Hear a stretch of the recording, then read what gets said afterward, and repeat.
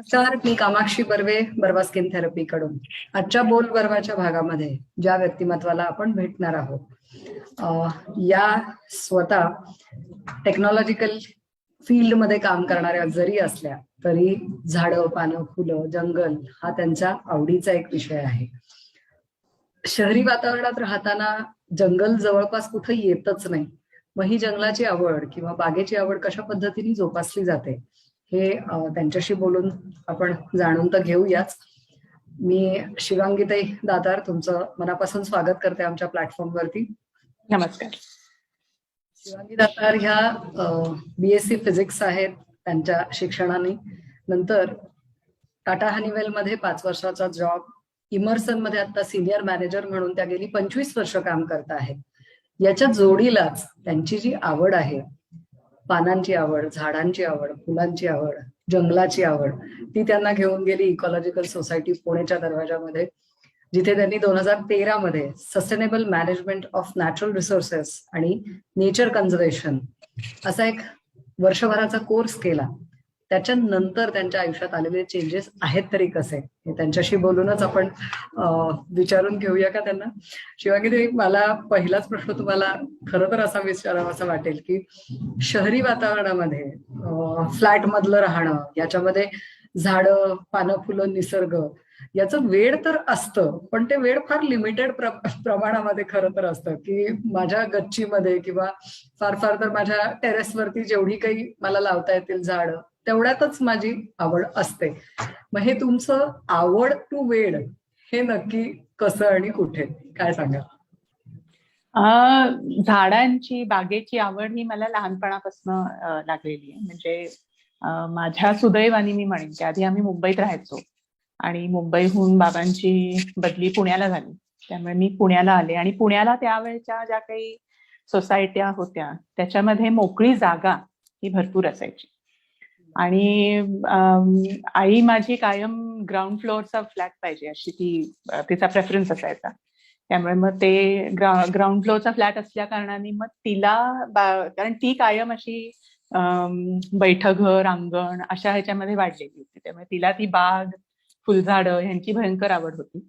आणि ती फ्लॅटच्या जवळ जी काही छोटीशी जागा असेल त्याच्यामध्ये ती अशी वेगवेगळी सीझनल फुलझाडं लावणे, गुलाबाचे वाफे, शेवंती अशी ती सगळी करायची. किंवा आम्ही ज्या सोसायटीत राहायचो तिथे सुद्धा छान छान झाडं होती. म्हणजे पारिजाताचं एक मोठं झाड होतं की त्याचं आम्ही पावसाळ्यामध्ये जाऊन भरपूर फुलं गोळा करून यायचो. म्हणजे रोजचं त्या फुलांचं पुढे काही करता यायचं असं नाहीये, पण ती म्हणजे फुलं अशी एवढी बघितली की ती अशी सगळी अशी पातेली भरून अशी घरी घेऊन यायचो आम्ही. त्यामुळे तशी झाडांची आणि फुलांची आवड ही लहानपणापासून आहे. मग मध्यंतरीच्या काळामध्ये शिक्षण, लग्नानंतर परत आम्ही अगदी टॉप फ्लोअरला राहायचो. त्यामुळे बाग आणि माझी ताटातूट झाली होती असं म्हणायला हरकत नाही. आणि मग नंतर आम्ही परत जेव्हा पुढचं मोठं घर घ्यायचं असा जेव्हा विचार आमचा सुरू झाला तेव्हा आम्ही साहजिकच असं, बागेची आवड माझ्या मिस्टरांना पण आहे. त्यामुळे आम्ही दोघंही म्हणजे असंच बघत होतो की जिथे आपल्याला काहीतरी छोटीशी बाग करता येईल किंवा असं काही करता येईल. नशिबाने आम्हाला पुण्यामध्ये तशी संधी मिळाली. एक प्लॉट विकायला होता. म्हणलं की मग आपण तेच घेऊया, म्हणजे मोठा फ्लॅट घ्यायच्या ऐवजी आपण आपलं घर बांधूया. आणि मग आम्ही घर बांधलं आणि घराच्या आजूबाजूला मग आम्ही ती बागेसाठी जागा ठेवली. त्यामुळे पहिली म्हणजे आम्ही किती आता 2004 मध्ये पहिली आमची स्वतःची बाग निर्माण केली असं आपण म्हणू शकू, पुण्यातच घराच्या बाजूची. त्यामुळे तसं म्हणलं तर झाडं, फुलं, पानं आणि माझ्या मते जर आपण निसर्गातलेच एक असल्यामुळे प्रत्येक माणसाला ही कधीही तुम्ही बघितलं तरी पानं, फुलं, झाडं ती आवडतात.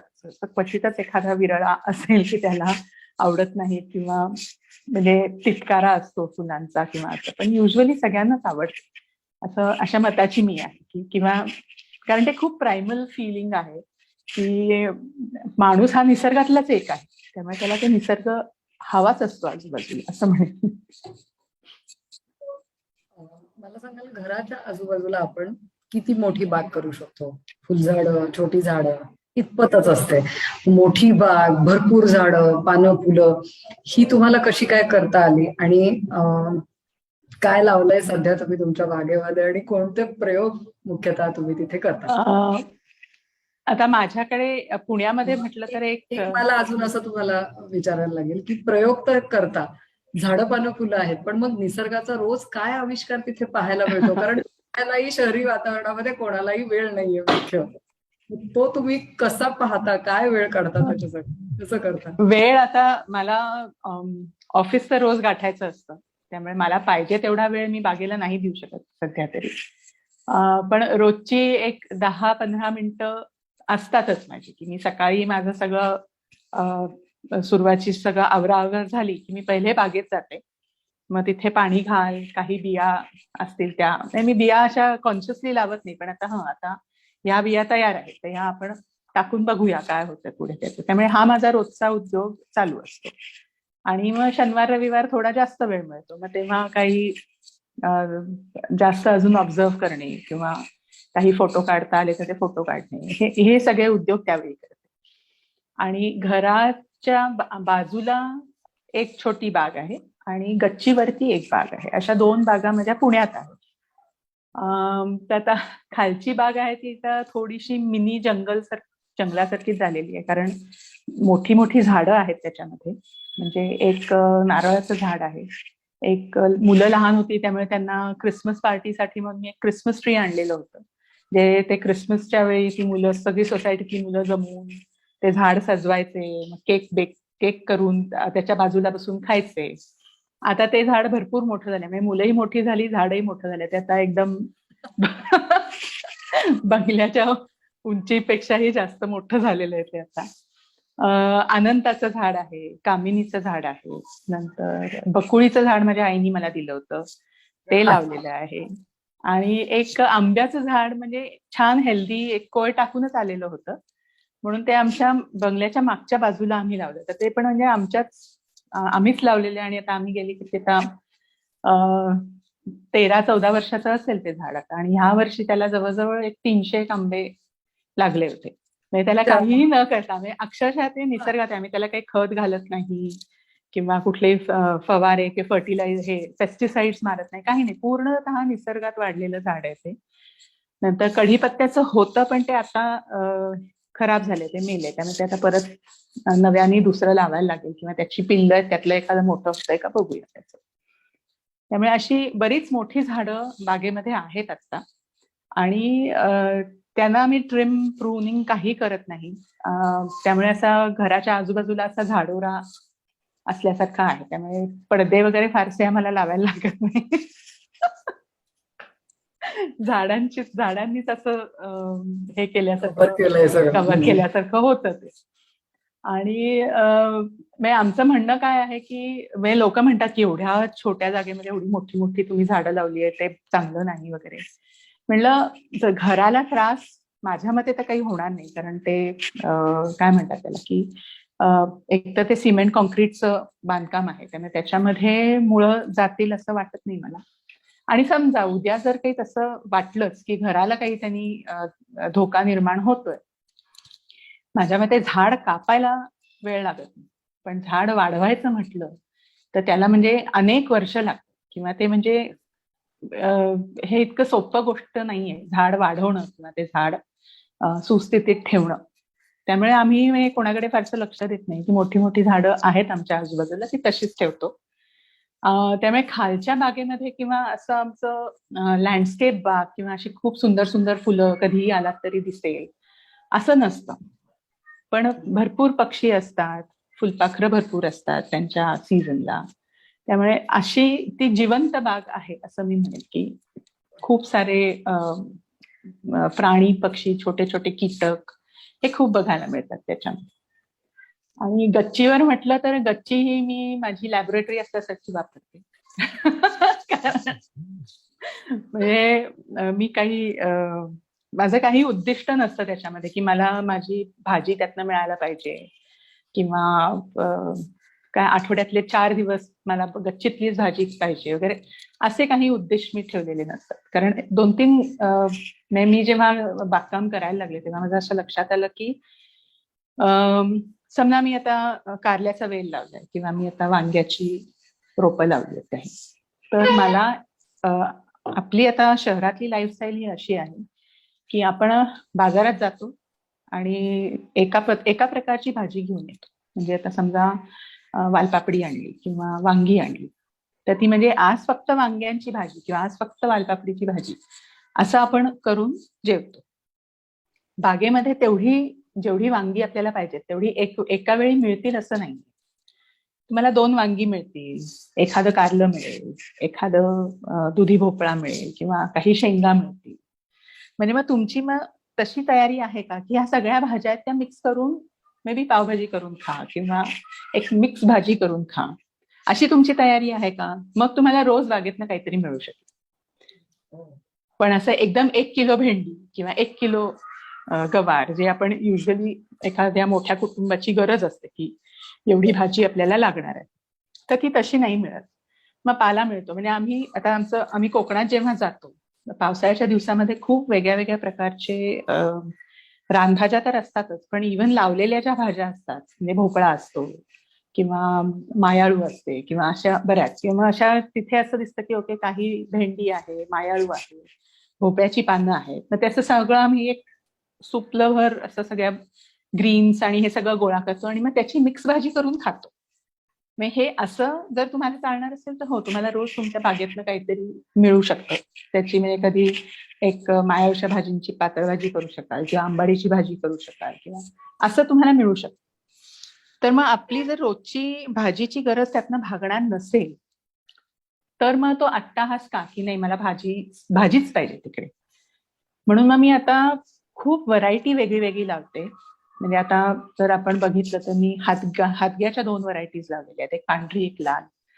नंतर मला एकानी पाचू म्हणून दिलं होतं, पॅचुली जे म्हणतात ते, मग ते मी आता माझ्या इथे लावलेलं आहे.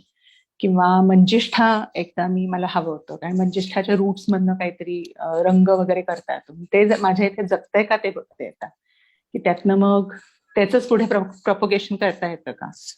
मध्ये मला मेहंदीच्या बिया मिळाल्या, त्या टाकल्या, त्या सगळ्या उगवून आल्या. मग त्याची रोपं मी कोणाकोणाला करून दिली किंवा माझ्या बागेमध्ये गच्चीमध्ये मी एका मोठ्या कुंडीमध्ये ती लावली की म्हणजे घरच्या घरी ती मेहंदी आपल्याला मिळू शकेल. किंवा एक कोरांटीचं उगवलंय झाड, ते तसंच ठेवलंय, कारण कोरांटी तशी बाहेर आता शहरात बघायला मिळत नाही. बरोबर. एकानी मला ऊस दिला, काळा ऊस, कुठला आय थिंक जालना का कुठल्या तरी एरियातले होते ते. त्यांनी मला ते म्हणाले देऊ का तुम्हाला ऊस? म्हणलं हो द्या ना. तर तो लावलाय, तो आता चांगला फोफावून आलेला आहे. हळद लावते, आलं लावते. यावेळी मी बऱ्याच प्रकारचे कंद लावलेत. म्हणजे सुरण लावलंय, घोरकंद लावलंय, कोनफळ लावलंय. आता हे कसं येत आहेत ते बघायचं. आता डिसेंबरच्या आसपास ते मी काढेन आणि बघेन की कितपत आलेत ते. मिरच्या आहेत, त्या सुद्धा असं मला कोणीतरी एक सांगितलं की ही तिखट मिरची आहे, हे बघ याची येत आहेत का रोपं. त्याची रोपं तयार करून लावलेलं झाड आहे ते. किंवा काही नर्सरीतनं आणलेली पण आहे. जसं डाळिंब मला मिळतात घरच्या घरी आली की डाळिंबाची म्हणजे छोटी छोटी असतात ती, किंवा ती अशी फार बाहेर अट्रॅक्टिव्ह दिसतात तशी नसतात, पण चवीला अतिशय सुंदर असतात ती घरच्या घरी. तुम्ही गच्चीवरच्या बागेत डाळिंब लावलंय? डाळिंबाची आहेत.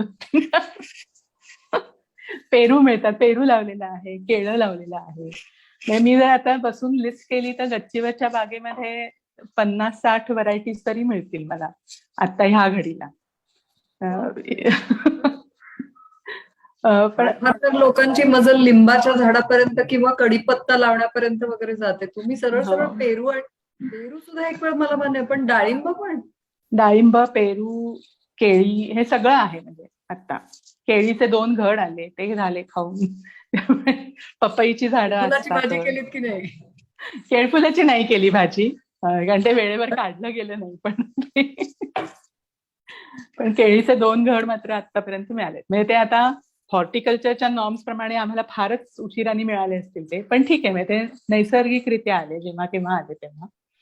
आणि ते आता ते त्यांचं सुद्धा प्रपोगेट झाले. म्हणजे केळीचं मी एक जे खोड आणून लावलं होतं त्याची आता एक आमचं घड खाऊन झाला आणि 2 त्याची रोपं तयार झाली. म्हणजे एक आम्ही खाली तो वरचा कंद खाली कंपोस्ट पिट मध्ये टाकला तर त्याचंही मोठं झाड झालं आणि वरती एक झाड लावलेलंच आहे. त्यामुळे गच्चीवर म्हणाला तर 50-60 व्हरायटीज नक्की दिसतील तुम्हाला कधी आलात तरी. पण या सगळ्यामध्ये जे प्रयोग आपण म्हणतो आहे की तुम्ही त्याच्यामध्ये प्रयोग करून बघता आहात आणि निसर्गाचं तुम्हाला रोज जे काय बघायला मिळत आहे ते कशा पद्धतीने सांगाल? कारण प्रयोग म्हणजे बेसिकली की तिथे मी कुठलेही एक्सटर्नल इनपुट्स काही नसतात माझे. म्हणजे पालापाचोळा घालायला लागतो कारण तिथे वरती माती नाहीये, त्यामुळे माती थोडी, पालापाचोळा थोडं, शेणखत असं मिक्स करून त्याची लेवल कुंड्यांमधली खाली गेली. कुंड्या आणि ते प्लांटर्स मी केलेले त्याच्यामधली लेवल जेव्हा खाली गेली की मग पालापाचोळा मला बाहेरच्या सोसायट्यांमधनं वगैरे मी तो घेते, तो जिरवते तिकडे. आता त्याच्यामुळे आणि मी कुठलेही आम्ही औषधं मारत नाही. म्हणजे कुठलाही कीटक असू दे तो आमच्या बागेमध्ये वेलकम आहे असं आपण म्हटलं तरी चालेल. त्यामुळे मावा वगैरे म्हणजे असं तुम्हाला दिसेल की एखाद्या झाडावर मावा पडलेला आहे, पण त्यांनी त्या झाडाला नुकसान झालंय की नाही ह्याच्यापेक्षा सुद्धा तो नॅचरली कसा कंटेन होईल हे आम्ही हे नेचरला आम्ही डिसिजन घेऊ देतो त्याचा. असं की म्हणजे एकच जर झाड बघितलं तर मे बी एखाद्या शेंड्यावरती तो मावा असेल पण बाकीचं सगळं झाड हेल्दी असतं आणि मग 1-2-3 दिवसांनी बघितलं की तो शेंड्यावरचा तो मावा सुद्धा आपोआप कमी झालेला असतो. त्याला मुंग्या येतात, मुंग्या येऊन खाऊन जातात, असं काही ना काहीतरी ते चालू असतं तिकडे. किंवा आता मी गेले 2-3 वर्ष सातत्याने बघते की आता हिवाळ्याच्या सीझन मध्ये प्रेइंग मॅन्टिस असतात ना त्याची पिल्ल दिसतात मला. म्हणजे कुठल्या तरी मे बी चाफ्याच्या झाडावर किंवा पेरूच्या झाडावर कुठल्या तरी याच्यामध्ये त्यांनी त्यांचं छोटंसं असं काय म्हणतात घरट्यासारखं असतं आणि एका वेळी हजारो असे प्रेइंग मॅन्टिस त्यातनं बाहेर पडू शकतात, असंही असतं.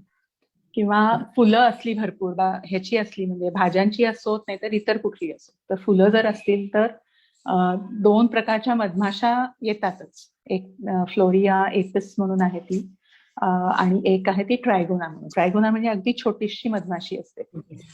मग आता ती मधमाशी खायला म्हणून एक प्रकारचा कोळी येतो आणि तो रंग बदलतो. तो काही फुलांवरती असतो तेव्हा त्याचा रंग पांढरा असतो आणि म्हणजे आता पिवळी फुलं असतील तर तो पिवळा करतो रंग त्याचा. हे पण मी बघितलेलं आहे की कारल्याची फुलं असतील समजा तर कारल्याच्या फुलांवरती तो त्याचा रंग पिवळा झालेला असतो. तो इतका की तो बेमालूम बसलेला असतो त्याच्यावरती आणि तो मधमाशांवरती फीड करतो, हे पण बघितलं. म्हणजे त्या ट्रायगोनावर करतो पण इव्हन ट्रायगोना नसतील छोटे ट्रायगोना अगदी छोट्या असतात म्हणजे अशा माशा किंवा डास वाटेल आपल्याला असतात पण त्या मधमाशा असतात.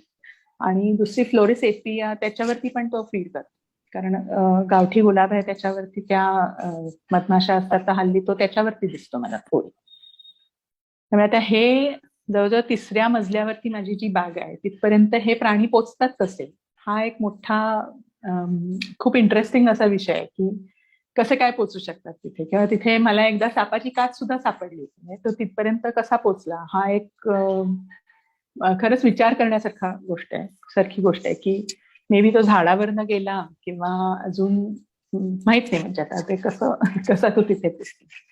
पण इतके विविध प्रकारचे कीटक पक्षी असे सगळे येतात तिकडे. गेल्या वर्षी लॉकडाऊन मध्ये सगळी शांतता होती तर आम्ही आमच्या बागेच्या आजूबाजूला जवळजवळ 30-35 व्हरायटी पक्ष्यांच्या या ऑब्झर्व केल्या होत्या आणि डॉक्युमेंटने लिहून ठेवले होते की हे सगळे आपल्या बागेमध्ये कधी ना कधीतरी व्हिजिट करतात. हे बघितलं होतं त्यांनी. म्हणजे तशी आमची बाग खूप मोठी नाहीये, छोटीच आहे ती, पण ते येतात तिथे सगळे पक्षी. किती असेल ह्या बागेचा तुम्ही सांगताय हे?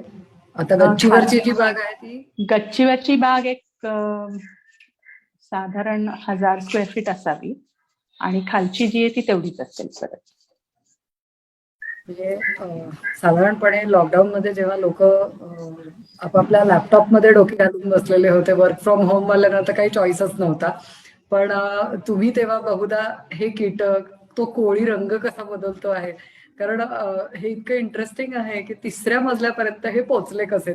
तुमचा जो प्रश्न कम उत्तर जे आहे की मला वाटतं त्यांना बहुधा तिथे राहण्यासाठी खूप छान वातावरण तयार झालेलं आहे, म्हणूनच खरं तर ते तिथं पोहोचले हो असं हो, म्हणावं लागेल आपल्याला. वातावरण असतं म्हणूनच ते येतात बेसिकली. कारण प्राण्यांना ते कळतं आणि सेन्स बरोबर असतो. म्हणजे मी जेव्हा मधमाशांच्या पेट्या ठेवल्या त्या बागेमध्ये, तेव्हा बी ईटर म्हणजे ग्रीन बी ईटर म्हणून जो पक्षी असतो, तो मला दिसायला लागला होता. म्हणजे त्याच्या आधी मला तो दिसला नव्हता, पण तो बरोबर त्या मधमाशीची पेटी होती त्याच्या मागच्या झाडावर तो बसलेला दिसायचा. संस्कृत वचन आहे बघा, जीवो जीवस्ते जीवनम ज्याला जीव म्हटलं जातं, तर ते तुमच्या इथे खूप छान पाहायला मिळत आहे. म्हणजे हो. मधमाशी येते म्हणून तो कोळी आहे, किंवा मधमाशा दिसत आहेत म्हणून तो पक्षी दिसतो आहे, फुलं भरपूर आहेत म्हणून मधमाशा येत आहेत, किंवा फुलं त्याच्यातला म्हणजे त्याच्यावरती बसायला म्हणून फुलपाखरं येत आहेत. हा एक प्रकारचा जीवसाखळीचाच भाग म्हणायला हो हवं हो. खरं. असे तर आविष्कार तुम्ही रोज पाहता आहातच, पण निसर्गाकडून आपण जे घेतो ते निसर्गाला परत देता येतं, यासाठी तुम्ही काय प्रयत्न करता? म्हणजे जसं पालापाचोळा तुम्ही जिरवताय असं म्हणताय, तसं ओला कचरा हा तुमचा तुम्हीच जिरवून खत बनवता का अजून काही त्याच्यासाठी वापरलं जातं खत बनवायला म्हणून? नाही, ओला कचरा आम्ही जसे इथे 2004 मध्ये राहायला आलो तेव्हापासून ओला कचरा आमचा आम्हीच आमच्या बागेतच जिरवतो. सुरुवातीला ते काय काय सगळे म्हणायचे की ते विरजण घाला वगैरे, ते ती याची पावडर मिळते काळी पावडर, आणि हे ते कचरा आहे हे वगैरे. आमच्याकडे आम्ही एक ओपन पिट केलेला आहे, म्हणजे एक खड्डा आपण म्हणू की तिथे तो विटांनी बांधून घेतलाय, आणि त्याच्यामध्येच आम्ही आमच्या बागेचा पण कचरा टाकतो. म्हणजे काही माळ्यांनी जर कटिंग काही केले, तर झाडं थोडी कट केली किंवा, तर तोही त्याच्यामध्ये जातो आणि ओला कचराही त्याच्यामध्ये जातो. दोन्ही त्याच्यामध्ये येतं. आणि पहिले काही वर्ष मी तो विरजण वगैरे टाकलं, पण मग नंतर माझ्या लक्षात आलं की त्याची काही खरं गरज नाही. म्हणजे असं वाटलं एखाद वेळेस की आज खूपच जास्त ओला कचरा आहे, म्हणजे एखादं आपलं राहिलेलं अन्न वगैरे जर घातलं, तर मग मी काय करते, युजली असं वाटलं तर एक मुठभर माती त्याच्यामध्ये घालून टाकते. तेवढ्याने सुद्धा, कारण मातीमध्ये खूप सारे जीवजंतू असतात आणि ते त्याचं विघटन करून टाकतात. त्यामुळे आम्हाला कधी वासाचा त्रास होत नाही, किंवा असे उपद्रव कुठल्या माशा झाल्यात का, किंवा हे असं कधीही बघायला मिळालेलं नाही. कारण ते कीड आणि घुशी पण नाहीत होत असं ओल्या कचऱ्याच्या घुशी आजूबाजूला आहेत वगैरे? ना, घुशी आहेत, भरपूर आहेत घुशी. म्हणजे ती घुस येते, म्हणजे ती पूर्वी ते जसं मी म्हणलं की घोरकंद लावलंय मी गच्चीवर आता, ते पूर्वी मी खाली बागेत लावायची. आता सुद्धा मी एक दोन त्याचे तुकडे बागेत लावले होते, त्याला मोड आले होते म्हणून. पण दुसऱ्या दिवशी तिने ते खालचं खाऊन ते मोड तोडून वगैरे टाकून दिलेलं होतं. त्यामुळे घुशीला भयंकर आवडतात ते.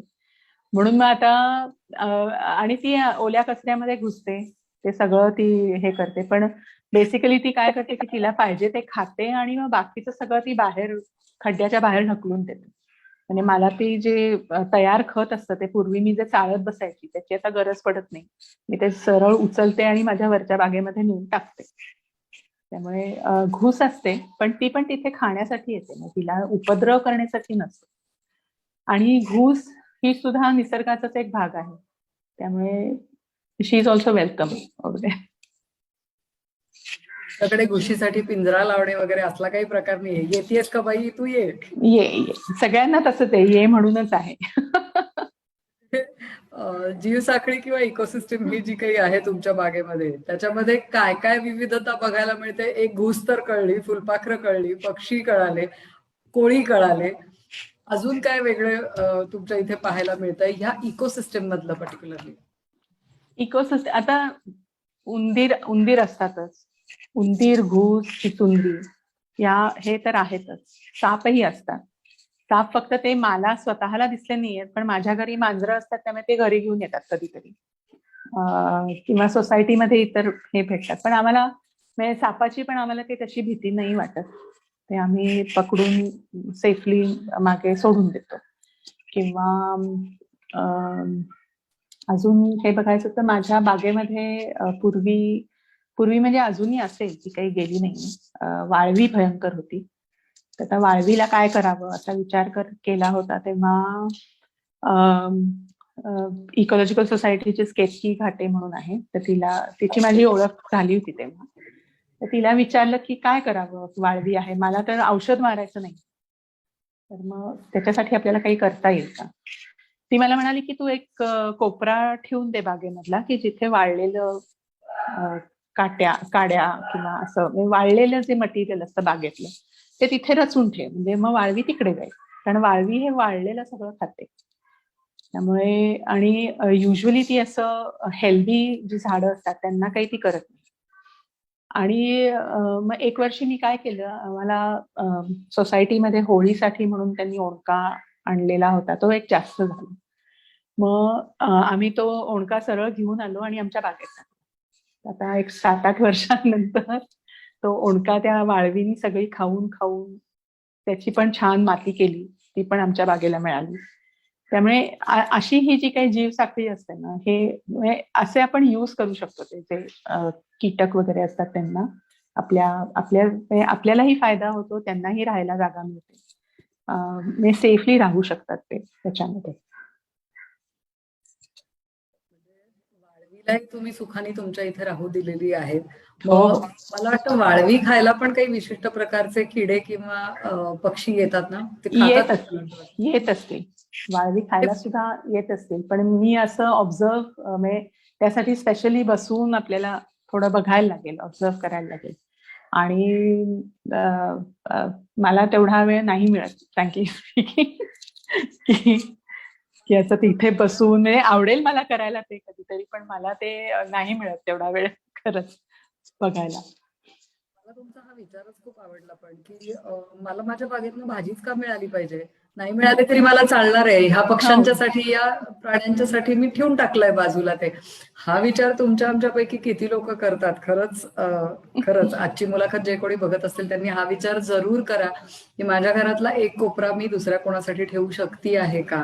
आणि शिवांगीताईंची मदत यासाठी जर तुम्हाला घ्यायची असेल तर जरूर आपल्या मुलाखतीच्या नंतर त्यांचे फोन नंबर्स आणि त्यांनी केलेलं काम जे आहे हे सगळं दिसणार आहे.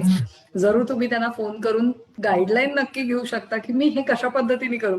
मला तुमचा तो हे फार आवडला की आम्ही लाकडी ओंडका उचलून आणला वाळवीसाठी म्हणून. लोक हो. वाळवीला घरातून पिटाळण्यासाठी काय काय प्रयत्न करत असतात. मधमाशांबद्दल मगाचपासून आपण खूप बोलतो आहे. एक वाक्य असं ऐकायला मिळतं की जगातून जेव्हा मधमाशा संपतील तेव्हा मनुष्य पण संपलेला असेल. तर निसर्ग, मनुष्य आणि मधमाशा हा काय संबंध आहे आणि हा कशा पद्धतीने सांगता येईल. मधमाशा माझ्या मते रिप्रेझेंटेटिव्ह आहे.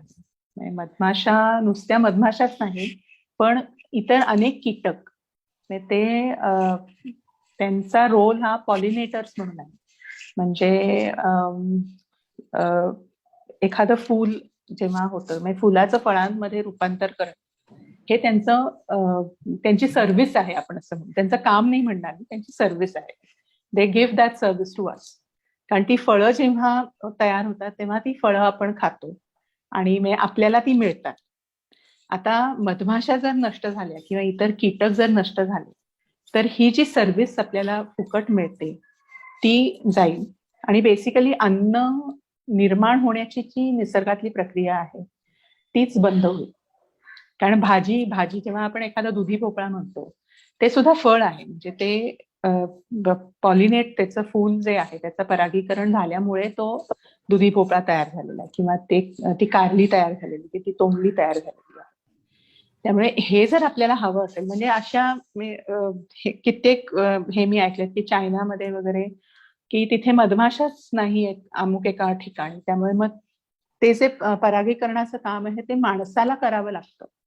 म्हणजे ते लिटरली एक फूल घेऊन दुसऱ्या फुलावरती हे करून असं करावं लागतं. म्हणजे त्यांची टोमॅटोची शेती असेल किंवा अजून काही असेल ते. हे जर आपल्याला एक तर ते तेवढ्या इफेक्टिव्हली करता येईल की नाही माहिती नाही. आणि ते जर करायची वेळ आली तर म्हणजे हे जे इतकं सहजासहजी निसर्गामध्ये होतंय ते आपण खूप कॉम्प्लिकेट करून टाकतो असं माझं मत आहे. त्यामुळे मधमाशा हे जरी रिप्रेझेंटेटिव्ह असलं तरी नुसत्या मधमाशाच नाही, इतर अनेक कीटक असतात की जे पॉलिनेशन मध्ये त्यांचं काम करत असतात, आपल्याला सर्व्हिस देत असतात. आणि नॅचरली ते जर शिल्लक नाही राहिले तर आपल्याला अन्नच मिळणार नाही आणि ते अन्न मिळालं नाही तर आपलं सर्व्हायव्हल हे धोक्यामध्ये असणारच आहे. आणि त्याचं मुख्य कारण हे म्हणजे आपण जे बागेमध्ये पेस्टिसाइड्स वगैरे मारतो त्यामुळे हे कीटक वगैरे कमी होतात किंवा नष्ट होतात. एक छोटासा उल्लेख मला याच पद्धतीचा ऐकलेला वाचलेला आठवतो आहे, तो भारतीय गिधाडांच्या बाबतीतला आहे. हो. डायक्लोफेनॅक हे औषध आपल्याकडे खूप कॉमनली, म्हणजे अगदी आयडेक्स नावाचा ब्रँड जो काही आपण वर्षानुवर्ष पाहतोय, आयडेक्स लावा आणि कामाला लागा. आयडेक्स मध्ये देखील डायक्लोफेनॅकच असतं आणि या डायक्लोफेनॅकचा वापर पशूंच्या आजारामध्ये जिथे केला जातो, तिथे जेव्हा मृत पशु खायला गिधाडं येतात तेव्हा त्यांची प्रजनन शक्तीवरती परिणाम होऊन त्यांची संख्या कमी होताना जी दिसते आहे, त्याचं एक उदाहरण एक्झॅक्टली आपल्या समोर याच पद्धतीचं आहे. तुम्ही जे सांगता आहात तो याच प्रकारचा उदाहरणातला भाग आहे की तुमच्या बागेत तुम्ही काही पेस्टिसाइड फवारणार असाल तर कीटक येणार नाहीत. मग ते कीटक येणार नाही तर त्यांना खायला जे कोणी त्या साखळीतले पुढचे लोक आहेत हे येणार नाहीत आणि मग ती साखळी पूर्ण बिघडायला सुरुवात होते. खूप छान सांगितलं शिवांगी. मला सांगा, पुणे शहर याच्या आजूबाजूला जंगल तर अजिबात राहिलेलं नाही, झाडी फारशी राहिलेली नाहीये. मग या जंगल आणि झाडीच्या शोधात तुम्ही जेव्हा कोकणामध्ये जाऊन पोहोचलेला आहात तेव्हा जी जमीन तुम्ही शेतजमीन पर्टिक्युलरली तुम्ही घेतली होती ती कोणत्या उद्देशाने? शेती करण्याच्या उद्देशाने? कारण पुणे ते कोकण हे अंतर शेती करण्यासारखं खरं तर नाही आहे. मग हा उद्देश काय होता? आधी उद्देश असं म्हटलं तर असं काही खूप ग्रँड प्लॅन असा नव्हता आमचा. मला आणि माझ्या नवऱ्याला दोघांनाही गावाची आवड होती. म्हणजे गावाकडे आपलं काहीतरी असावं आणि आम्ही दोघंही शहरात वाढलेलो. म्हणजे आम्हाला गावच नाही असं म्हटलं तरी चालेल. ते काय आडनावाप्रमाणे मूळ गाव असतं तसं आपलं गुहागर आमचं गाव असं आम्ही सांगतो, पण तसं काही नाहीये. गुहागरला काहीही नाहीये आमचं. आणि आम्ही जेव्हा परत इन्व्हेस्टमेंटचे प्लॅन्स हे करत होतो, प्लॅनिंग करत होतो की काय करायचं, तेव्हा मी म्हणलं की मग आपल्याला जर गाव वगैरे आवडतं मग आपण तशीच पद्धतीची काहीतरी बघूया ना, जमीन कुठे मिळते का. आणि तेव्हाची विजन अशी होती की आपण रिटायर झाल्यावरती तिकडे जाऊन राहायचं, साधं त्या रोजची भाकरी करून खायची, एवढीच विजन होती असं म्हटलं तरी चालेल. मग आम्ही बरीच वर्ष शोधली आणि शेवटी 2013 मध्ये आम्ही कोकणात एक मोठा जमिनीचा तुकडा विकायला होता.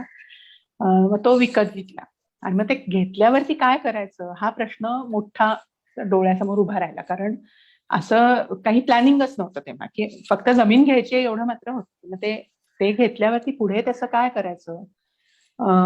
तर शेती किंवा आंब्याची बाग करायची असं म्हटलं तर मग आम्ही तिथे जेव्हा जायला लागलो किंवा आधी आमच्या कोकण शोधामध्ये आम्ही जेव्हा बघितलं तर अनेक लोक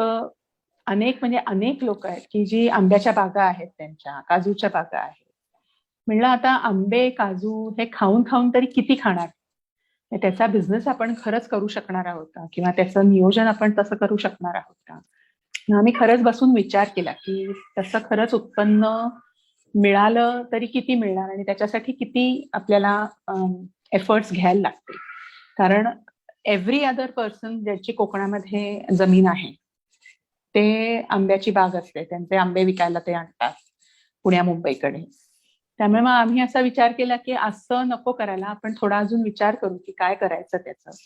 त्याच दरम्यान तो इकॉलॉजिकल सोसायटीचा कोर्स केला मी की त्याच्यामधनं असं, आणि त्यातनं एक विचार असा सातत्याने येत राहिला की हळूहळू जंगलं जी आहेत ती नष्ट होत आहेत आणि खूप नष्ट ऑलरेडी झालेलीच आहेत. पण इथून पुढे सुद्धा त्यांना असं जंगलाला भविष्य असं नाही. कारण माणसाचा जंगलाकडे बघायचा दृष्टिकोन असाच आहे की काय ते नुसतंच रान माजलेलं आहे, कापून टाका त्याची ती जमीन वापरात आणा म्हणजे तिथे कुठेतरी फॅक्टरी उभारा किंवा शहर स्थापन करा किंवा असंच. म्हणजे जंगलाकडे हे लोक नुसती एक एम्प्टी स्पेस असंच बघतायत आणि ते हळूहळू ते तसंच होणार आहे की जी जंगलं आहेत ती नष्ट होत जाणार आहे. मग असा विचार केला, मग आपण असं हे जंगल म्हणूनच का नाही ठेवून द्यावं. कारण ते तसंही ती जमीन जी होती ती रिकामी नव्हती, म्हणजे ती तिथे भरपूर झाडं बिडं होती ऑलरेडी. कारण ती अनेक वर्ष त्या जे ओनर्स होते त्यातले, म्हणजे ज्यांच्या नावे ती जमीन होती त्यांनी तिथे काहीही केलेलं नव्हतं. कारण ती एकतर बऱ्याच जणांची मिळून होती ती इंडिव्हिज्युअल नावावर नव्हती, त्यामुळे त्याची काय म्हणतात एका कुटुंबाची जमीन असते तशी होती.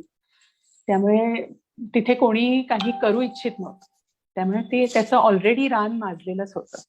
आम्ही तिथे फेरी मारल्यावरती असंही लक्षात आलं की तिथे बऱ्यापैकी वाईल्ड लाईफ असू शकेल, कारण म्हणजे त्यांचे काही काय म्हणतात त्याला की बिबट्याची हे शी पडली आहे किंवा काय ह्याचा काटा सापडला, त्याचा पॉर्क्युपाईन म्हणजे साळींदराचा काटा सापडला, अशा गोष्टी तिथे. किंवा मग माझा एक मित्र इकॉलॉजिकल सोसायटी मधला, तो तिथे सर्वेसाठी म्हणून आला, तेव्हा आम्ही भरपूर प्रकारची पक्षी तिथे बघितले वेगळे वेगळे, किंवा फुलपाखरं वेगवेगळी बघितली. आम्ही म्हणलं हा जो रानवा आहे, हे जे विल्डरनेस आहे, हे आपण तसंच ठेवूया, तसंच काय म्हणूया, तसंच प्रिझर्व्ह करूया, तसंच कॉन्झर्व्ह करूया. आणि जंगलाचं महत्व हे खूप जास्त आहे, हे लोकांपर्यंत खरं तर पोचलं पाहिजे, की जेणेकरून लोक सुद्धा जंगल कॉन्झर्व्ह करू शकतील किंवा केलं पाहिजे. कारण जसं आपण म्हणतो की मधमाशा शिल्लक नाही राहिल्या तर माणूस जिवंत नाही राहणार, तीच गोष्ट जंगलाच्या बाबतीत आहे. कारण जंगल हे माणसाच्या अस्तित्वासाठी खूप महत्वाचं आहे. आणि ते जर तुम्ही नाही जाणलं किंवा सगळं तुम्ही जर काय शेती करायची ठरवली किंवा जंगल क्लिअर करून तिकडे कुठली तरी इंडस्ट्री जर उभी करायची ठरवली, तर ते तसं माणसाच्या हिताचं नाही, हे लोकांना समजलं पाहिजे ऍक्च्युअली. म्हणून मग हळूहळू आमचं विचार हा तिथपर्यंत आला की आपण हे जंगल म्हणूनच ठेवूया तसंच, let us conserve it as nature the way it is, किंवा त्याच्यामध्ये अजून बायोडायव्हर्सिटी वाढवता आली तर ती बायोडायव्हर्सिटी वाढेल, पण हे आहे ही जागा ही अशीच ठेवायची, या विचारापर्यंत आम्ही मग पोचलो. ज्या जागेबद्दल आपण बोलतो आहोत, ही जागा म्हणजे उद्देश तर कळाला की काय उद्देशाने तुम्ही, म्हणजे विचार करताना खरं तर ठरवलंच नव्हतं की नक्की याचं आपल्याला करायचं काय आहे, पण जसं एखाद्या गोष्टीबद्दल आपलेपणा वाढतो की येस ही आमची जागा आहे, मग त्याच्यात आपल्याला ठरवता येऊ शकतं की येस मला इथे काही लावायचं आहे का मला इथे काही लावायचंच नाही आहे. तुमचा जो काही डिसिजन होता त्याचा उद्देश तर लक्षात आला. मग त्या दृष्टीने जंगल संवर्धनासाठी म्हणून काही विशेष प्रयत्न तुम्ही करता? जागा किती आहे की ज्याला आपण जंगल म्हणतोय? कारण शहरी भागात वावरणाऱ्या लोकांना फार फार तर मुलांचे खेळाचे बगीचे बघून माहिती आहेत की जिथे थोडी मोठी झाडं पाहायला मिळतील, किंवा बंगल्याच्या आजूबाजूला असणारे नारळ आंबा इतपतच माहिती आहेत. मग तुम्ही ज्याला जंगल म्हणताय, ही जागा नेमकी आहे तरी किती, आणि त्या जागेवर असणाऱ्या वनसंपदेचं संरक्षण आणि संवर्धन कशा पद्धतीने तुम्ही करायचा प्रयत्न करताय, कुठलीही ढवळाढवळ न करता? ढवळाढवळ म्हणजे आम्ही तिथे फक्त झाडं लावतो, वेगळ्या वेगळ्या प्रकारची झाडं लावतो. म्हणजे ती AERF म्हणून एक संस्था तिथे आहे, ती 2015 ते गेल्या वर्षीपर्यंत, यावर्षी आम्ही ब्रेक घेतला, यावर्षी झाडं नाही लावली, पण रानामध्ये वाढणारी झाडं अशी ती त्याचीच रोपं आम्हाला देतात, कारण त्यांनाही त्या बिया कुठेतरी रानातच मिळालेल्या असतात. AERF हे देवराई कॉन्झर्वेशन याच्यामध्ये काम करते, आणि त्यांच्याकडे त्यांनी अशा बऱ्याच हजारो एकर त्यांनी संवर्धनासाठी लोकांकडनं लिहून घेतले की हे आम्ही विकणार नाही, याचं संवर्धन करू, अशा टाईप्स त्यांचं काम आहे. आमची जी जमीन आहे ती आम्ही सुरुवातीला विकत घेतली, ती 31 एकर होती, आणि गेल्या वर्षी आम्ही अजून एक 10 एकर त्याच्यामध्ये त्यालाच लागूनचं एक रान विकायला होतं, तर तेही विकत घेतलं. म्हणलं तेवढंच थोडं जंगल, म्हणजे दुसरे कुठली तरी बाहेरची लोक येऊन तिथे काहीतरी वेगळं करण्यापेक्षा आपण ती घ्यावी. त्यामुळे ते आता टोटल 41 एकर आहे, आणि तिथे आजूबाजूला अजून छोट्या छोट्या जमिनीचे जे तुकडे होते, जे लोकांना विकायचे होते, तेही आम्ही घेऊन तिथेही आम्ही झाडं लावणं हा मुख्य काम असतं आमचं. आणि तिथे बेसिकली बायोडायव्हर्सिटी म्हणजे झाडांचे किंवा इतर वनस्पतींचे वेगळे वेगळे प्रकार तिथे कसे वाढवता येतील किंवा कसे लावता येतील, हे आम्ही ह्याचा प्रयत्न असतो आमचा. म्हणजे जंगलामध्ये आम्ही लावतो, फक्त जंगलामध्ये सर्व्हायव्हल रेट जो असतो हा कमी असतो. साधारण मी समजा 100 झाडं तिथे लावली तर त्यातली 20 एक झाडं जगतात. बाकीची मरतात, कारण तिथे पाणी घालायला कोणी नाहीये. किंवा म्हणजे समजा आम्ही जरी तिकडे राहायला गेलो तरी रोज आम्ही पाठीवरनं पाणी घेऊन तिकडे नाही घालू शकणार. त्यामुळे तो रेट तसा कमी असतो. मग घराजवळ आम्ही जी लावतो त्याचा सर्व्हायव्हल रेट चांगला असतो, कारण मग आम्ही तिथे कोणाला तरी सांगून ठेवू शकतो की तुम्ही पाणी घाला, किंवा आमच्या घराची काळजी घेणारी जी तिथे फॅमिली आहे मग त्यांना आम्ही ते सांगितलेलं असतं की, कारण तिथे कसं पावसाळा ते जवळजवळ फेब्रुवारी फारसं पाणी नाही घालायला लागत, कारण तिथे ओलावा भरपूर आहेच. मग तिथे सर्व्हायव्हल रेट हा जवळजवळ 80% आहे. 100 झाडं लावली तर 81 झाडं त्यातली जगू शकतात. अशी मग आता आम्ही खूप वेगळ्या वेगळ्या प्रकारची झाडं लावली आहेत. म्हणजे मोह लावून बघितला की मोह तिथे जगतोय का, तर तो जगतोय. म्हणजे आता त्याला फुलं बिलं येतात की नाही ते बघायचं. किंवा मुचकुंद लावलाय, किंवा उंडी लावली, केवड्याचं लावून बघितलंय. कारण केवडा हे आयडियली ते समुद्राजवळ येतं, पण आम्ही आमच्या इथे म्हणजे त्याला पाणी लागतं भरपूर, त्यामुळे त्याला पाणी घालत राहिलं तर ते फोफावतं चांगलं, हे लक्षात आलेलं. त्यामुळे केवडा लावलाय, उंडी झालीय, नंतर बकुळ वगैरे तर लावलंच आहे. आणि आपली काही अस्सल देशी झाडं जी आहेत, जसं सीता अशोक आहे, नंतर पारतोंडी आहे, किंवा सुरंगी आहे, नंतर सातवीण आहे, अजून कुठलं बरं एक लाख त्यातनं मिळते ते झाड आहे, त्याचं नाव काय आठवलं की सांगते. लाख म्हणजे आपल्या लाखेच्या बांगड्या असतात ना, त्याचं ते झाड लावलेलं आहे. ऊद लावले, धूप लावलं होतं पण धूप जगलं नाही तिकडे. आता परत थोड्या दिवसांनी लावून बघेन, कारण त्याला थोडं आय थिंक त्याला थोडं कॉन्स्टंट अटेन्शन आहे, थोडं पाणी पिणी व्यवस्थित नियोजन करावं लागेल त्याचं. बिब्बा लावून बघितलाय. नंतर हिरडा, तिथे बेडा खूप आहे. हिरडा बघितला नाही पाहिजे, पण लावून बघितलाय की तो जगतो का बघूया. त्यामुळे अशी बऱ्याच व्हरायटीज, नुसतं झाडं नाही, वेलींच्या पण लावल्या. माधवी लता म्हणून वेल लावली ती गेल्या वर्षी त्याला फुलं आली छानपैकी. त्यामुळे ती माधवी लता म्हणजे त्या ऍक्च्युअली जे गणपतीला मधुमालती आपण वाहतो ना, ती माधवी लता. म्हणजे आपण जे मधुमालती जी असते ते रंगून क्रीपर ते वेगळं, पण माधवी लता म्हणजे हिप्टेस बेंगलेन्सिस असं नाव आहे त्याचं, आणि खूप सुंदर वासाची आणि छान पांढरी फुलं असतात त्याची. तर ही गेल्या वर्षी फुलली पण होती. म्हणजे मला ती फुलल्यावरती मला लक्षात आलं की अरे हा, ही आपण लावली ती त्याला. कारण ते लावून बऱ्याचदा विसरायला पण होतं. किंवा मी मग इथे काही देशी झाडांची मला पुण्यामध्ये जेव्हा सापडतात बिया, त्या मी रुजवते आणि त्या तिकडे जाऊन लावते. तसं एक मी रुजवलेला बहावा तिकडे उगवलाय, किंवा एक बेलाचं झाड मी बिया रुजवून केलेलं तयार ते उगवलं. एक मोहाचं झाड बिया रुजवून माझ्या बागेत लावलेलं आहे, तिकडच्या, इकडे नाही, पण ते बीपासनं आलेलं आहे. त्यामुळे असं पण मला खूप करायला आवडतं की आपण बियांपासून लावलेली जी रोपं आहेत ती तिकडे नेऊन वाढली, मोठी झाली की ते खूप छान वाटतं बघायला. मला एक गोष्ट तुम्हाला विचारावीशी नक्की वाटेल की ही सगळी झाडं कोकणाच्या वातावरणात वाढणारी आहेत का?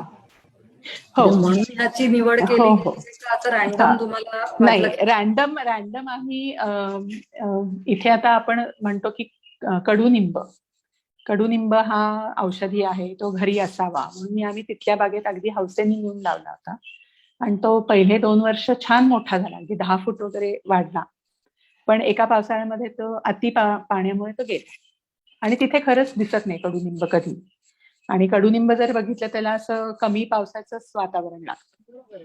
पण ही जी झाडं मी आता कोरड्या वातावरणातल्या आहेत, त्यामुळे असेही प्रयोग आम्ही करतो आणि ते फसतात, पण करून बघतो. ते जगलं तर जगलं असं हे आहे. त्यामुळे ही जी काही झाडं आम्ही एक तर AERF कडनं जी आम्हाला दिली होती त्यांनी, ती सगळी तिथली लोकलच होती, त्यामुळे ती तिथे वाढतात हे माहितीच आहे. पण मी जी हौसेने नेऊन लावते ती आम्ही बघून हे करतो की त्याच्यामध्ये श्रीद महाजन म्हणून बॉटनिस्ट आहेत, तर त्यांची पुस्तकं माझ्याकडे रेफरन्ससाठी असतात, आणि मग त्याच्यामध्ये त्यांनी लिहिलेलं असतं की हे कुठल्या वातावरणामध्ये वाढू शकतात. त्यामुळे ते तपासून मगच आम्ही ते तिथे नेऊन लावतो. त्यामुळे अशी जी नेलेली बरीचशी झाडं ही जी आम्ही घराजवळ लावतो ती बरीचशी जगतात. म्हणजे त्यांना तसा काही तसा फक्त एक कडुनिंब सोडलं तर बाकी तसा नाही अनुभव आला की. अशी एकूण आता तुम्ही नेऊन लावलेली जी काही झाडं आहेत पूर्वीची त्या 40 एकर जागेमध्ये असणारी झाडं तर आहेतच, त्याच्यामध्ये तुम्ही म्हणताय भेड्याचं प्रमाण भरपूर आहे. मला वाटतं भेड्याची पानं पण अशी मोठी मोठी असतात ना. हो हो. म्हणजे बऱ्याचदा सागवानाशी त्याचा हे लावला जातो चटकन. सागवानाची पण पानं अशी मोठी मोठी दिसतात, तशीच भेड्याची असतात. थोडंसं मला वाटतं त्याला कन्फ्युज केलं जातं की हा भेडा आहे की हा सागवान आहे म्हणून. पण जे काही तुम्ही नेऊन लावलेली आहेत या झाडांची संख्या नक्की आहे किती, आणि पूर्वीची जी काय होती, म्हणजे अगदी मी काउंट नाही म्हणत तुम्हाला, पण तुम्ही नेऊन लावलेल्या झाडांचा तुम्हाला 100% सांगता येणार आहे की येस आम्ही एवढी एवढी झाडं नेऊन लावली होती आणि एवढी त्यातली जगलेली आहेत आता, असा काही काउंट ठेवलाय? रानातली आम्ही काही काउंट नाही करू शकतो. लावलीत किती ह्याचं आहे माझ्याकडे साधारण. आता गेल्या 5-1 वर्षात आम्ही 2015 ते 2020 या कालावधीमध्ये 1500-1600 तर आरामात लावली असती झाडं. जगली आहेत किती ते फक्त घराजवळची मी सांगू शकते किती जगली आहेत ती, कारण रानातली तेवढी जगतील असं नाही. पण घराजवळची, घराच्या बागेतली आणि घराजवळ अजून एक छोटी जागा आहे तिथली, ती किती जगली आहेत ते त्याचा काउंट मिळू शकेल. पण 1500-1600 आरामात लावली झाडं. 1500-1600 मध्ये तुम्ही जसं म्हणताय तशी 20% जरी झाडं जगलेली असतील तरी तो भाग अजून थोडासा घनदाट होण्याच्या दृष्टीने मला वाटतं त्याची तयारी सुरू झालेली असणार आहे. सुरंगी हे असंच एक अत्यंत सुरेख वासाच्या फुलाचं झाड कोकणामध्येच बघायला मिळतं असं म्हणतात, कारण आमच्याकडेही फॉर्च्युनेटली बागही आहे आणि शेतीही आहे, तिथे आम्ही सुरंगी लावायचा प्रयत्न केला आहे खरं, पण झाडं जगवणं तितकंसं सोपं झालेलं नाही आहे, कारण आमचा जो भाग आहे हा प्रचंड कोरडा भाग आहे आणि कोकणातल्या झाडांना पाणी भरपूर लागतं. पण नशिबाने बकुळ मात्र आमच्याकडे जगली आणि अगदी त्या बकुळीचा छान वास आम्हाला घेता येतो. ती फुलांचा असा मस्त सडा पडलेला असतो सर्टन ह्याच्यामध्ये. तसं मला जास्त इंटरेस्ट होता की तुम्ही कोकणातली झाडं शोधून शोधून आणून लावायचा प्रयत्न केलायत का. आणि आता पुढचा प्रश्न त्यातला, झाडं तर जगली आहेत, झाडं तर येत आहेत, पहिलं जे काही जंगल आहे ते तुम्ही तसंच कंटिन्यू करायचा प्रयत्न केलाय. मग मगाशी तुमच्या बोलण्यामध्ये आलं की बिबट्याची विष्ठा पण तुम्हाला तिथे पाहायला मिळाली होती. मग प्राणी पहिल्यापासूनच तिथे आहेत का प्राणी वावरतायत हे तुम्हाला आता कळायला लागलंय? नाही, प्राणी पहिल्यापासूनच आहेत तिथे. म्हणजे तो रानवा जसा आहे तिथे, कारण बऱ्याच तिथे कोकणातलं कसं असतं, वस्त्या अशा छोट्या छोट्या असतात आणि सलग वस्ती नाही बघायला सलग मिळत. वस्ती नसते. म्हणजे अशा वाड्या वाड्या म्हणतो आपण, आणि 2 वाड्यांच्या मध्ये हे इधर बाग असते कोणाची तरी किंवा जंगल असतं, असंच असतं ते. त्यामुळे प्राण्यांचा वावर तिथे आहे आणि तिथे लोक बऱ्यापैकी प्राण्यांबरोबर राहतात. म्हणजे असं की उठसूट आपलं बंदूक घेऊन शिकारीला जातील असं नाही. बिबट्या तिथे येतोच, कारण ज्यांच्याकडे गुरं आहेत किंवा ज्यांच्याकडे कोंबड्या आहेत त्यामुळे त्यांच्यासाठी ते इझी खाद्य असतं आणि ते बिबट्या म्हणजे आम्हाला ऐकू येतच की बिबट्या आला होता, अमक्याचा कुत्रा घेऊन गेला किंवा तर हे ऐकू येतातच या गोष्टी. नंतर गवे असतात, गवे येतात, ते सुद्धा शेतांमधनं चालत गेलेले दिसतात किंवा रानडुकरं असतात. म्हणजे लोक गवे आले तर त्यांना ते इतके नाही काय म्हणतात उपद्रवी वाटत. उपद्रव हा डुकरांचा जास्त असतो त्यांना, कारण ते शेतामध्ये घुसून सगळं नासूस करून जातात असं आहे. त्यामुळे प्राणी भरपूर आहेत तिकडे. आम्ही त्याचाही सर्वे करण्यासाठी म्हणून 1 वर्ष तिथे नेऊन कॅमेरे लावले. कॅमेरे आता ते आमचेच आहेत आणि आम्ही पावसाळा सोडून बाकीचे वेळा तिथे जंगलात ते 2 कॅमेरे लावलेले असतात की कुठले कुठले प्राणी तिथे आहेत. पण त्याचा असा अजून कॉन्शियस सर्वे नाही केलेला की इतके गवे आहेत किंवा इतके बिबटे आहेत असं नाही केले.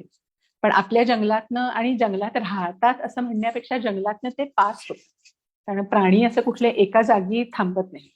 ते हालत राहतात त्यांच्या अन्नाच्या शोधामध्ये, पाण्याच्या शोधामध्ये, किंवा कारण एका जागी राहणं त्यांना परवडत पण नाही. कारण एखादं समजा कळप, गव्याचा कळप जर एका जागीच थांबला तर त्यांच्या पिल्लांना वगैरे धोका असतो, कारण बिबट्या म्हणा किंवा एखादं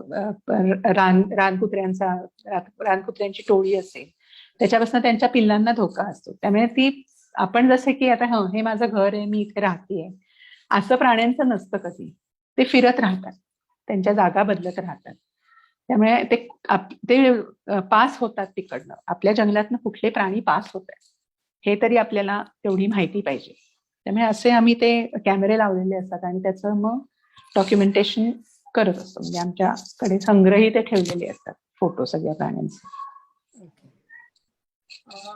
प्राणी येत आहेत आणि जात आहेत हे होण्यासाठी मला वाटतं जो काही नॅचरल एन्व्हायरमेंट त्यांना मिळायला हवा आहे हा तुम्ही तिथे उपलब्ध करून दिलेला आहे, असं तर सरळ सरळ दिसतंय. पण निसर्गाची ओढ तर बहुतेक सगळ्याच प्राणी मात्रांना असते. मनुष्य हा देखील एक प्राणीच आहे असं जेव्हा आपण म्हणतो तेव्हा जंगल हे जसंच्या तसं नॅचरली ठेवण्यासाठी म्हणून तुम्ही केलेला पक्का विचार नेमका आहे कसा?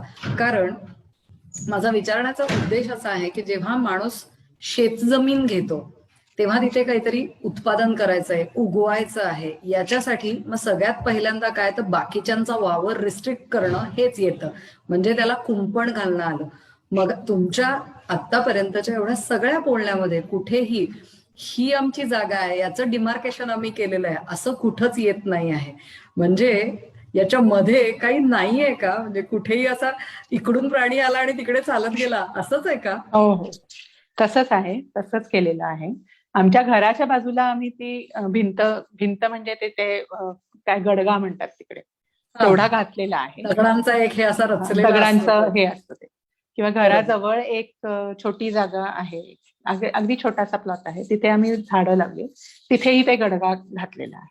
पण जंगलाला अजिबात नाहीये कुंपण घातलेलं कुठल्याही प्रकारचं. कारण तिथे फक्त काय हद म्हणतात ते, म्हणजे हद्द जी असते ती फक्त समजून घ्यायची आपली की ओके आपलं जंगल हे इथपर्यंत आहे किंवा ही मला या तुमचं बाजूची आहे. वाक्यच इतकं छान वाटतंय, आपलं जंगल.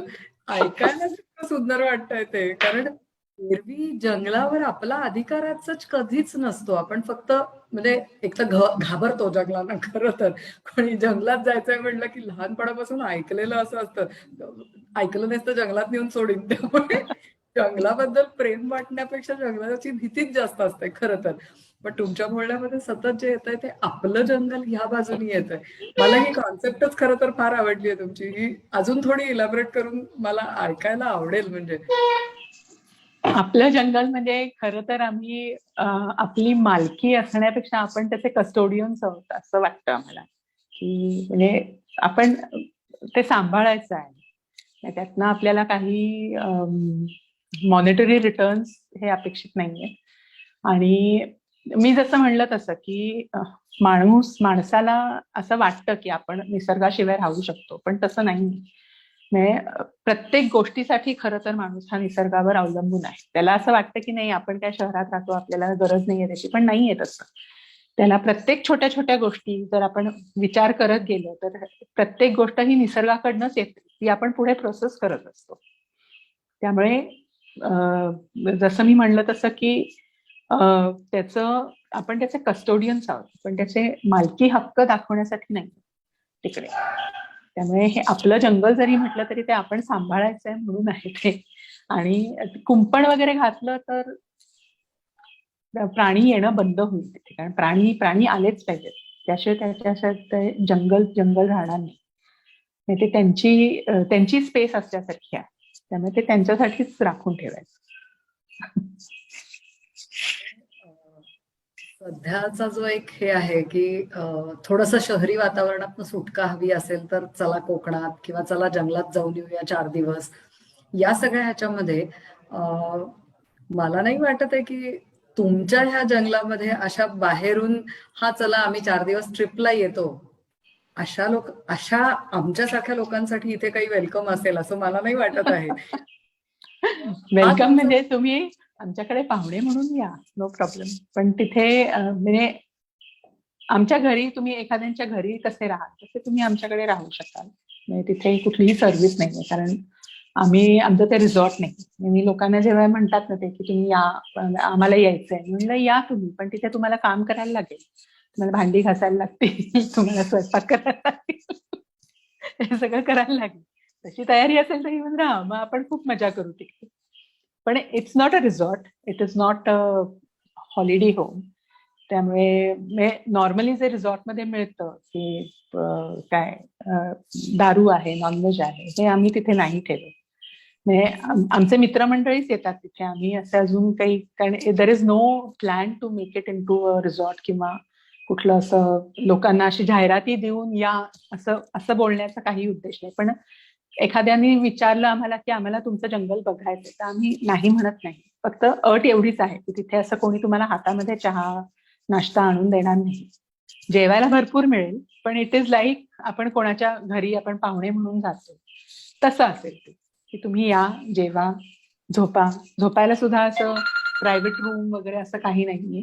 कारण आमचा एक असं डॉर्मेटरी असल्यासारखं मोठाच्या मोठा हॉल आहे. आम्ही तिथेच खाली गाद्या घालतो आणि तिथेच झोपतो असं आहे. त्यामुळे प्रायव्हसी तुम्हाला जी एखाद्या रिसॉर्टमध्ये जाऊन हवी असते तशी नाही मिळणार. त्यामुळे तुम्हाला जेन्युअनली जर रान कसं असतं हे बघायचं असेल तर you are welcome. It is not a काय कमर्शियल प्रोजेक्ट. आमचं घर आहे, त्यामुळे आमच्या घरी येऊन राहा तुम्ही. फक्त मग त्या अनुषंगाने तुम्हाला आपापला कप उचलावा लागेल, आपापलं ताट उचलावं लागेल असं आम्ही सांगतो. आणि हे ऍक्सेसेबल आहे का? तुमच्या घरापर्यंत पोहोचणं हे ऍक्सेसेबल आहे का? माझा विचारण्याचा हे असं आहे की असेल एखादी फॅमिली अशी असू शकते की नाही, आम्हाला रिसॉर्टमध्ये इंटरेस्ट नाहीये, आम्हाला जंगल बघायला आवडणार आहे, पण आमच्या बरोबर सिनियर्स पण आहेत. म्हणजे माझी आई आहे किंवा माझे वडील आहेत, तर मला 70 वर्षाचे आहेत, मला त्यांनाही घेऊन यायचं आहे. इज इट ते दॅट ऍक्सेसेबल? ते जर चालू शकत असतील तर येऊ शकतील तिथपर्यंत. कारण तिथपर्यंत रस्ता नाहीये, म्हणजे गाडी रस्ता नाही, चालत जाऊ शकतो आपण. पण कार तिथपर्यंत सामान नाही. आपल्या पाठीवरती टाकून चालत जाता आलं पाहिजे. नाही, आमच्या घरापर्यंत गाडी येते. त्यामुळे तुम्ही घरी गाडी तिथे लावायची, मग जंगलात जायचं असेल तर चालत जायचं. आम्ही मुद्दाम तिथे गाडी रस्ता केलाच नाहीये. म्हणजे आधी आमचा विचार होता की मग, कारण आता माझी आई किंवा माझ्या मिस्टरांची आई हे काय असे खूप चालू शकणारी लोक नाहीये. त्यामुळे माझ्या आईनी रान बघितलेलंच नाही. ती फोटो मधनं फक्त बघते, जे काही आहे तिथले फोटो जे असतील तेवढे फक्त बघते. नाही येऊ शकत, दॅट्स हर लिमिटेशन. पण तुम्ही जर पायाने स्वतःच्या चालू शकत असाल तर तुम्ही रानात जाऊ शकता, सिनियर सिटीजन जरी असतील. कारण आता मध्यंतरी माझ्या सुनेची आजी आली, मग त्या चालतात. त्यामुळे त्या पूर्ण रानामध्ये चालत सगळ्यांच्या पुढे होत्या. त्यामुळे 75 वर्षाची आजी पण सगळ्यांबरोबर चालत अगदी, म्हणजे शेवटी एके ठिकाणी आम्ही सांगितलं की आता आम्ही त्या डोंगरावर जाणार आहोत, तिथे येऊ नका तुम्ही इथे थांबा आता. तर त्यांची तीही तयारी होती. त्यामुळे पण आम्ही गाडी रस्ता रानापर्यंत नाही नेलेला, कारण गाडी तिथे गेली तर रान संपते. त्यामुळे तिथपर्यंत नाही न्यायची. तुमची थॉट प्रोसेसच अत्यंत क्लिअर आहे की हे आमचं आमचं जंगल आहे, आमच्या प्राण्यांचं जंगल आहे आणि ते त्यांच्यासाठी तसंच ठेवायचं आहे. तुम्हाला तिथे कुठल्याही प्रकारची लक्झरी मिळणार नाहीये. तुम्हाला जंगल बघायचं असेल नॅचरल पद्धतीचं, तर आणि तर मला वाटतं दातारांच्या या जंगलामध्ये तुम्हाला नक्की वेलकम आहे. आजची मुलाखत बघणारे जे कोणी असतील त्यांच्यापैकी खरंच ज्यांना जंगल बघायचं असेल, मला कमर्शियल जंगल अजिबात म्हणायचं नाही, कारण मागच्या मुलाखतीमध्ये आपण रोहित दामलेला भेटलो आहे, जो तुम्हाला कमर्शियली जंगल दाखवणार आहे, प्राणी दाखवणार आहे. पण हे दातारांचं जंगल अशा पद्धतीचं आहे की जिथे तुम्हाला स्वतःच्या पायानी चालत जाऊन मोहाची फुलं, जांभळं हे पाहायची जर असतील तर तुम्ही नक्की तिथे वेलकम असणार आहात. असं चला, म्हणजे आधी मलाच तयारी करू द्या की आपल्याला बघायला जायचं आहे, आणि मग बर्वाच्या या फॅमिलीपैकी ज्यांना कोणाला इंटरेस्ट असेल जंगल बघण्यामध्ये त्यांनी दातारताईंना जरूर कॉन्टॅक्ट करा आणि जाण्याचा प्रयत्न करा. पहा तुम्हाला जंगल कशा पद्धतीने सापडतंय. शिवांगीताई, मला एक प्रश्न तुम्हाला जरूर विचारावा वाटेल. तुम्ही वर्किंग वुमन तर आहातच, आज 30 वर्ष 25 वर्ष तुम्ही नोकरी करता आहात. एक सर्टन पद्धतीचं आयुष्य जगायची आपल्याला खरं तर सवय झालेली असते. त्याच्यामध्ये फार फार तर बागेत उगवलेली छोट्या कुंडीत लावलेली तुळस आपण पाहतो, किंवा लॉकडाऊननी तर बऱ्याच लोकांना घरी भाज्या उगवायला शिकवलं. आपल्या पुरते बॅल्कनीमध्ये छोटे छोटे पॉट्स करून तिथे लोकांनी काही हे लावलं होतं. याच्यामध्ये एक मला असं वाटतं की तुमचा पार्टनर जो काही असेल, मी नवरा बायको याच दृष्टीने फक्त नाहीये म्हणत, कारण बरेच हल्ली वर्किंग वाले सुद्धा एकत्र राहतात एखादा फ्लॅट घेऊन, तिथे एकाला हौस आहे म्हणून तो काहीतरी करायला जातो आणि दुसरे त्याला नाही नाही म्हणत असतात. असंही आपल्याला बघायला मिळतं. म्हणून मी म्हणलं की पार्टनर जेव्हा तुम्हाला तुमच्या विचारांचा मिळतो तेव्हा बऱ्याच गोष्टी सोप्या होतात का? डेफिनेटली होतात. पार्टनर जेव्हा समविचारी असतात तेव्हा. कारण कसं असतं, आपल्याला कुठलीही गोष्ट करायची असली की म्हणजे आपण उठलो आणि केलं असं होत नाही. कारण बऱ्याच गोष्टी असतात. म्हणजे आता लग्न झालेल्या बायकांच्या बाबतीत तर सासरची मंडळी असतात, नवरा असतो, मुलं असतात आणि आपली किंवा इवन नुसतं आपलंच नाही म्हणणार मी, जगाच्या पाठीवर कुठलीही बाई अशी संसारी असली की तिचं सगळं एनर्जी हे बाकीच्यांना सांभाळणं किंवा मॅनेज करणं ह्याच्यामध्ये जात असते. आणि जर तुमच्या आजूबाजूला, म्हणजे बेसिकली माझं म्हणणं असं आहे की आजूबाजूच्या लोकांना तुम्ही काय करताय हे पटणार नाहीच आहे, पण तुमच्या पार्टनरला जर ते पटत असेल ना तर खूप गोष्टी सोप्या होतात करणं. कारण पार्टनरचा सपोर्ट जर असेल की ठीक आहे, हा हे तुला करायचंय ना, मग तू कर, असं जेव्हा असेल तेव्हा it is really very beneficial. आणि ती संधी ही बायकांनी घ्यावी, कारण तुम्हाला तुमचं असं काहीतरी निर्माण करता येतं मग त्या ह्याच्यामध्ये. त्यामुळे पार्टनरचा सपोर्ट हा अगदी इम्पेरेटिव्ह आहे असं मी म्हणेन. कारण त्याच्या जोरावरती आपण अनेक गोष्टी करू शकतो, त्या सपोर्टच्या जोरावरती. त्या पार्टनरमध्ये मला वाटतं तुमची मुलंही येतात. तुमची मुलंही हो. तुमची उत्तम पार्टनर आहेत असं मला तर दिसतं आहे. कारण आई बाबा एक जंगल विकत घेत आहेत आणि मुलं त्यांना हट्ट करत नाहीयेत की आम्हाला या जंगलातून हे पाहिजे, आम्हाला त्या जंगलातून ते पाहिजे. उलट तुमची मुलं तुमच्याबरोबर तिथे जंगलात काम करायला येताना दिसत हो, आहेत. येतात. ते पण पार्टनरच आहेत माझे असं म्हणेन मी. कारण हे वेड आहे, एक प्रकारचं वेड आहे आणि ते आई वडिलांच्याकडून जर मुलांच्या पर्यंत पर्कोलेट होणार असेल तर मग मुलांनाही तुमचा काय म्हणू आपण पार्टनर इन क्राईम नक्की म्हणता येऊ हो, शकतं. कारण अगदी डेफिनेटली समविचारी मुलं मिळणं हा सुद्धा कधी कधी खूप अवघड भाग असतो. कारण परत तेच आहे, तुम्हाला पटलंय पण ते तुमच्या मुलांपर्यंत जर योग्य पद्धतीने गेलेलं नसेल तर कदाचित ते तुम्हाला या गोष्टीला विरोध करणार आहेत. हो, होतच तसं. दोन्ही मुलं तुम्हाला या कामामध्ये मदत करायला येतात? आवडतं त्यांना जंगलात यायला? त्यांना जंगलात यायला खूप आवडतं. म्हणजे ते तिथे सेटल होतील असं नाहीये, पण त्यांना असं कोकणात जायला ते कायम रेडी असतात दोघही जण. आणि तिथे त्यांना ते they are very much at home. ते असं अगदी म्हणजे तिथल्या पोरांसारखेच वावरत असतात. स्लीपर घालून हिंड किंवा असं, म्हणजे त्यांना असं काय ते मी इथे आलोय म्हणजे छान कपडे घालून फिरायला पाहिजे वगैरे असं काही नाहीये. किंवा तिथे आमचे केअरटेकर आहेत, त्यांच्या मुली आहेत छोट्या छोट्या, मग त्यांच्याबरोबर लंगडी खेळ, म्हणजे ते तिथे असले की ते तिथली म्हणून वावरत असतात. म्हणजे ते कुठलेही अशी शहरी त्यांची शिक्षण किंवा असं घेऊन तिकडे जात नाही. आणि झाडं वगैरे लावायची असली तर तेव्हा ते असतातच म्हणजे आमच्या बरोबर. कारण काय म्हणतात त्याला, किंवा इव्हन अदरवाईज म्हणजे आता समजा इकडे आजी आजोबांच्या सोबतीला थांबायचंय, मग ते सांगतात की ठीक आहे आम्ही थांबतो तुम्ही जा. म्हणजे अशाही प्रकारे सपोर्ट असतो त्यांचा. असं नाही की प्रत्येक वेळी उठून तिकडे येतीलच, पण अशाही प्रकारे असतो की ठीक आहे आम्ही घर सांभाळतो तुम्ही जा. त्यामुळे हाही सपोर्ट गरजेचा असतो त्यावेळी. कारण कुठलीही कामं इथे निघाली तर तिथे लक्ष देणंही गरजेचं असतं. त्यामुळे ही जाणीव असते त्यांना दोघांना. तुम्हाला शिवांगीताईंच्या आजच्या मुलाखतीतनं तुम्हाला काय मिळालंय मला माहिती नाही, पण मला जे काही दिसतं आहे ते म्हणजे आपल्या घराचा एक कोपरा छोटासा कुठेतरी आपण सोडून जे काही प्राणी या निसर्गामध्ये आहेत त्यांच्यासाठी बाजूला ठेवा. तुम्हाला आम्हाला प्रत्येकालाच कदाचित 40 एकराचं रान उभं करणं शक्य नाहीये होणार, पण तुमच्या घराच्या आजूबाजूला जी छोटीशी जागा असेल तिथे कुठेतरी प्राण्यांच्यासाठी एक कोपरा मोकळा सोडा आणि निसर्गाला त्याच्या पद्धतीने वाढू द्या. हा जो काही ताईंनी दिलेला एक छोटासा, मी संदेश अजिबात म्हणणार नाही कारण त्यांना ते आवडणार नाहीये मला चांगलं माहिती आहे. त्या संदेश द्यायला आपल्याला आलेल्या नाहीयेत, आपल्याशी गप्पा मारायला आलेल्या आहेत. पण गप्पा मारताना त्यांनी जो काही छोटासा एक विचार आपल्याला सांगितलाय की तुम्हीही जगा आणि बाकीच्यांनाही जगू द्या, त्यांच्या पद्धतीने जगून द्या. दातारांचं हे जंगल तुम्हाला बोलवतंय का नक्की बघा. जरूर विजिट करायचा प्रयत्न करा, पण जंगलातल्या माणसांसारखे जा. हा जो ताईंनी आपल्याला दिलेला एक छोटासा कोट आहे की या आमच्या इथे, पण कब्बशा विसळायला लागतील याची तयारी या.